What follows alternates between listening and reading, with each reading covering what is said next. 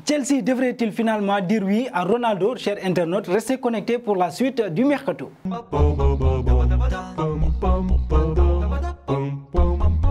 Bonsoir à tous et bienvenue sur Afrique Sport pour le journal du mercato de ce mardi 30 août 2022 que nous débutons avec Oussem Aouar. Nous vous annoncions dernièrement que plusieurs clubs anglais et français étaient intéressés par le profil du milieu de terrain, mais les négociations n'ont pas abouti.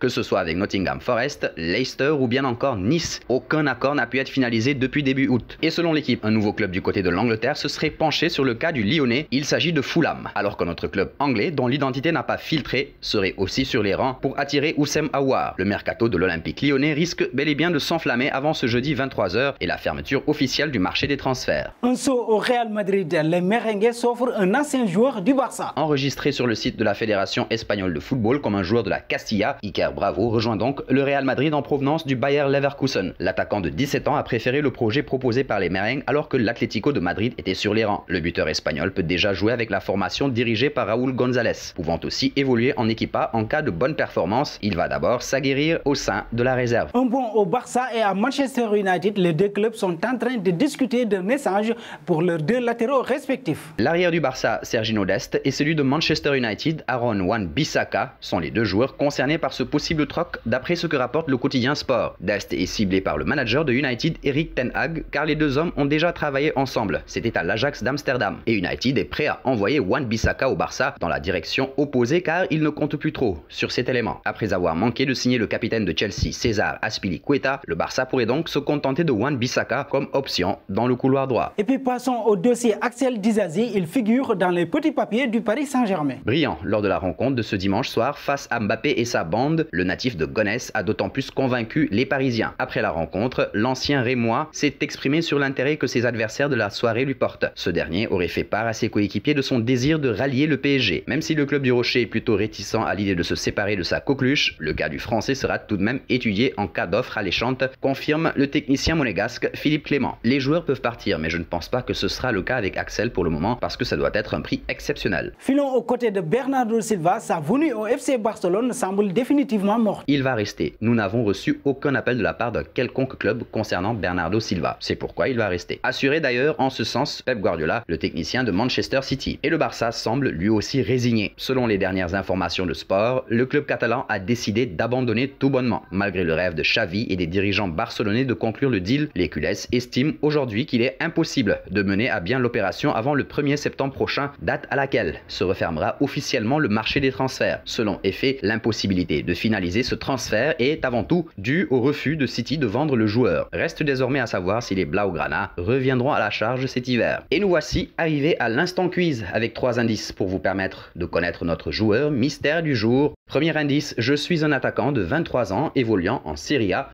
Deuxième indice, j'ai déjà joué pour 3 clubs dont le Sporting. Et troisième indice, j'ai débuté ma carrière pro face à Feirense.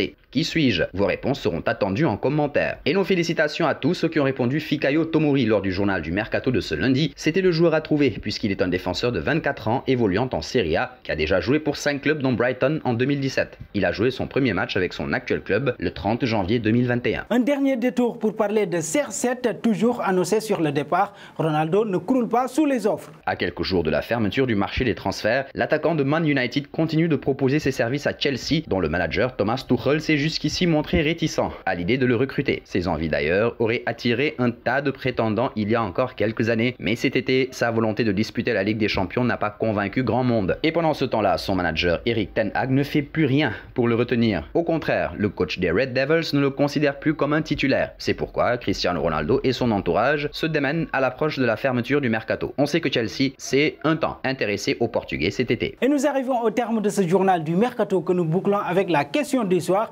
Chelsea devrait-il finalement dire oui à Cristiano Ronaldo? Vos réponses seront attendues en commentaire. Mais en attendant, n'hésitez pas à vous abonner sur Afrique Sport pour ne rien manquer des informations autour du football.